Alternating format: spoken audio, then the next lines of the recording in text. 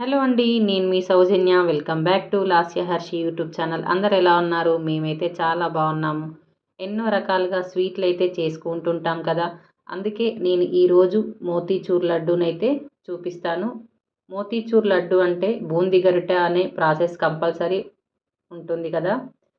బూందీ గరిట లేకుండా సింపుల్గా ఎవరైనా చేసుకునే విధంగా చేసి చూపిస్తాను. పండగలకే కాదు, ఎప్పుడు కావాలంటే అప్పుడు చేసుకోవచ్చు. మనమైతే ప్రాసెస్లోకి వెళ్ళిపోదాము. ముందుగా ఒక కప్పు శనగపిండినైతే తీసుకోవాలి. ఏ కప్పుతో అయితే తీసుకుంటామో ఆ కప్పు మెజర్మెంట్ అయితే కంపల్సరీ ఉండాలి. మనం ఇప్పుడు ఒక కప్పు శనగపిండినైతే తీసుకొని పిండి జల్లెడ పట్టే దానిలో పిండినైతే జల్లించుకోవాలి. ఎందుకంటే ఉండలుండలుగా పిండి లేకుండా ఇలా స్మూత్గా కిందికైతే కారుతూ ఉంటుంది కదా.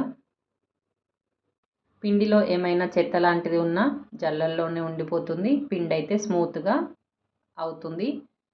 ఇప్పుడు మనం ఏ కప్పుతో అయితే తీసుకున్నామో అదే కప్పుతో ఒక కప్పు వాటర్ని అయితే వేసుకోవాలి.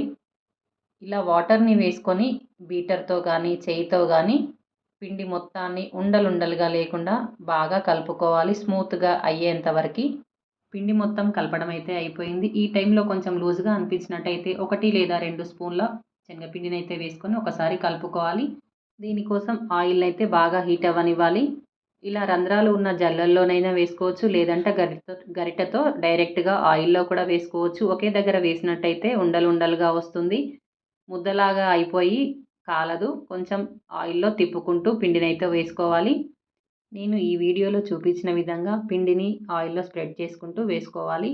ఈ నురగ అంతా పోయి ఒక 30 సెకండ్స్ కాలితే సరిపోతుంది. సేమ్ బూందీ లాగానే మనకి బూందీ అయితే మొత్తం అయిపోయింది చేయడం. ఇప్పుడు షుగర్ పాకం కోసం మనం శనగపిండినైతే ఏ కప్పుతో తీసుకున్నామో అదే కప్పుతో షుగర్నైతే తీసుకొని అదే కప్పుతో ఒక కప్పు వాటర్నైతే వేసుకొని షుగర్ పాకాన్నైతే ప్రిపేర్ చేసుకోవాలి.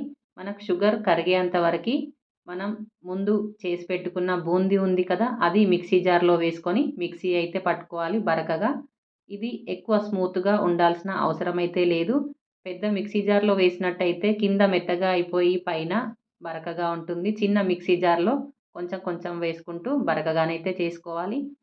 మంచి ఫ్లేవర్ కోసం ఒక 3-4 యాలకులనైతే దంచి అయితే వేసుకోవాలి. మనకి షుగర్ పాకం అయితే ఎక్కువగా తీగ పాకం ముద్దలాగా రావాల్సిన అవసరం అయితే లేదు. మనం చేయితో ఇలా ప్రెస్ చేసినప్పుడు కొంచెం బంకలాగా అతుక్కుంటే సరిపోతుంది. ఆ టైంలో మనం ముందుగా మిక్సీ పట్టుకున్న పౌడర్నైతే వేసుకొని అది కొంచెం దగ్గర పడేంత వరకు ఉంచుకోవాలి. ఇందులో కొంచెం నెయ్యి ఎక్కువగానే పడుతుంది. ఎక్కువగా వేసినట్టయితే టేస్ట్ అయితే చాలా బాగుంటుంది. మనకి మోతీచూర్ లడ్డు అంటేనే నెయ్యితో స్మెల్ అయితే వస్తుంది. అలానే మనం నెయ్యి వేసుకొని చేసుకున్నట్టయితే చాలా బాగుంటుంది. ఒక 3-4 డేస్ అయితే ఉంటాయి ఇవి బయట పెట్టినట్టయితే. మనకి పిండి మొత్తం దగ్గర పడిపోయింది. స్టవ్ అయితే ఆఫ్ చేసాము. స్టవ్ పై నుంచి గిన్నెనైతే పక్కన పెట్టుకొని కొంచెం చల్లారనివ్వాలి. కొంచెం చల్లారిన తర్వాత మనం చిన్న చిన్న ఉండలుగా చుట్టుకుంటే సరిపోతుంది. దీంట్లో మనకి కావాలంటే డ్రై ఫ్రూట్స్, గుమ్మడి గింజలు ఏవైనా వేసుకోవచ్చు. ఇలా ప్లెయిన్గా కూడా చేసుకోవచ్చు. మీకు ఫుడ్ కలర్ కావాలి అనుకుంటే రెడ్ కలర్ అయినా ఎల్లో కలర్నైనా యూజ్ చేసుకోవచ్చు. నేను ఫుడ్ కలర్ అవసరం లేదు అనేసి ఏ ఫుడ్ కలర్ అయితే యూజ్ చేయలేదు. ఇలా చిన్న చిన్నగా బాల్స్ చేసుకున్నట్టయితే ఈజీగా మనము ఎప్పుడు కావాలంటే అప్పుడు ఇలా మోతీచూర్ లడ్డూనైతే ప్రిపేర్ చేసుకోవచ్చు. ఓన్లీ పండగలకే కాకుండా మనకి పిల్లలకైనా మనకైనా ఎప్పుడు తినాలనిపించినా చుట్టాలు వచ్చినా ఈజీగా అయిపోతుంది.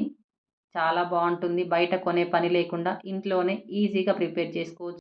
మోతీచూర్ లడ్డు వీడియో ఎలా అనిపించిందో కమెంట్ బాక్స్లో కమెంట్ చేయండి. Please like, share and subscribe. Thank you.